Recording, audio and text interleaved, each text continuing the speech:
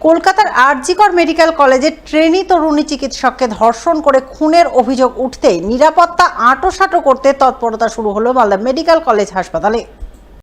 শনিবার Malda medical college হাসপাতালের সহকারী অধ্যক্ষ তথা হাসপাতাল সুপার প্রসেনজিৎ বর হাসপাতালের নিরাপত্তা কর্মীদের সুপারভাইজারদের সঙ্গে বৈঠক করেন। পাশাপাশি এদিন ইংরেজবাজার থানার আইসি সঞ্জয় ঘোষ মালদা মেডিকেল কলেজ হাসপাতালে আসেন।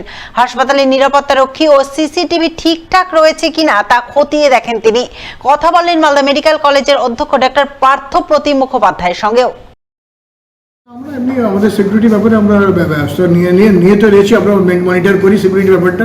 আমাদের এখানে সিকিউরিটি যত ব্যবস্থা আছে, তাও আমরা আরেকবার ব্যাপারটা খতিয়ে দেখে আমরা ব্যবস্থা নেব। সিসি ক্যামেরা সব জায়গায় আমার সিসি ক্যামেরা আছে এবং আমাদের পুলিশ ফাঁড়ি রয়েছেন, প্রোটেকশন ব্যবস্থা আছে। আচ্ছা, তো পুলিশ এসেছিলেন, কথা বললেন?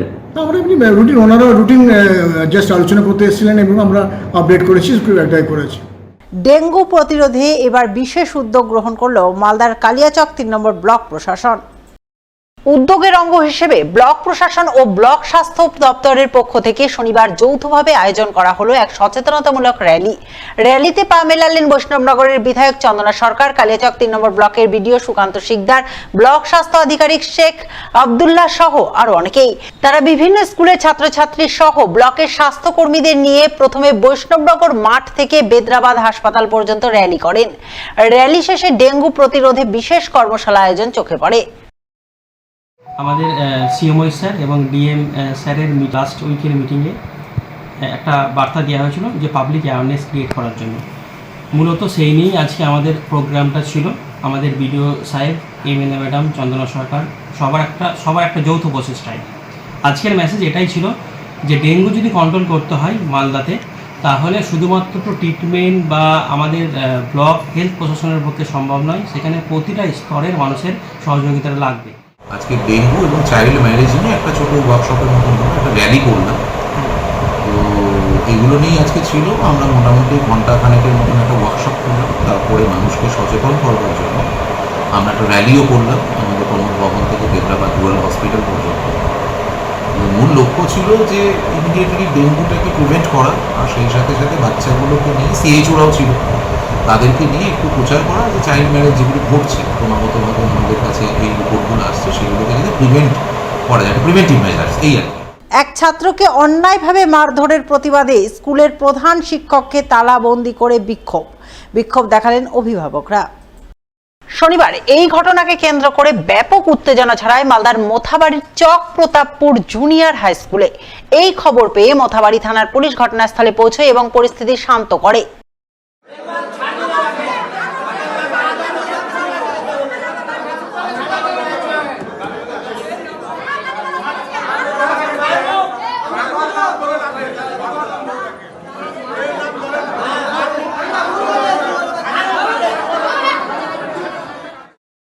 ঘটনায় অভিভাবকদের অভিযোগ, স্কুলের প্রধান শিক্ষক ছাত্রছাত্রীদের সঙ্গে ভালো ব্যবহার করেন না। পান থেকে চুন খসলে তিনি ছাত্রছাত্রীদের মারধর করেন। শুক্রবার এক ছাত্রকে অন্যায়ভাবে প্রচন্ড মারধর করেছেন। এর প্রতিবাদেই আজ তারা প্রধান শিক্ষককে তালা মেরে বিক্ষোভ দেখাচ্ছেন। আমার ছেলে স্কুলে পড়াশোনা করছে ক্লাস 8-এ। আমার ছেলেকে কালকে নিয়ে 3 বার মারা হয়েছে মাস্টারের। আমিনুল মাস্টার মেরেছে, হেড স্যার। কেন মেরেছে? ক্লাসে পড়াশোনা করছিল, কালকে ছেলেগুলো খাতা লিখছিল, এবার খাতা লিখতে লিখতে বাচ্চাগুলো আর কি করছিল, আর ও টেনে গলা ধরে আছাড় মেরেছে আমার ছেলেকে, মাথাতে মুক্কি মেরেছে। তখন ছেলে কান্না করতে লেগেছে। ছেলেকে বলছে যা স্কুল থেকে বেরিয়ে যা, স্কুলে পড়াশোনা করতে হবে না এখানে। মারপিট করে সব সময় ছেলেগুলোকে ফালতু মারবে, জানো? কে মারে? আমিনুল মাস্টার, ওই যে 1 নম্বরের বদ মাস্টার এখানে, জানো? মারে আনজাদি মারবে। যদি কোনো ছাত্রকে এখানে বাইরে দাঁড়িয়ে থাকা যায়, সব ঠাঠিয়ে দিলে কোনো কথা বলবে না যে তোরা ক্লাসে যা। আপনারা গ্রামের বাসিন্দা? হ্যাঁ। আপনারা কি দেখতে পান সহযোগিতা? হ্যাঁ, দেখতে পাই, কতদিন দেখলাম। যদিও অভিভাবকদের তোলা অভিযোগ অস্বীকার করেছেন চক প্রতাপপুর জুনিয়র হাই স্কুলের প্রধান শিক্ষক আমিনুল হক।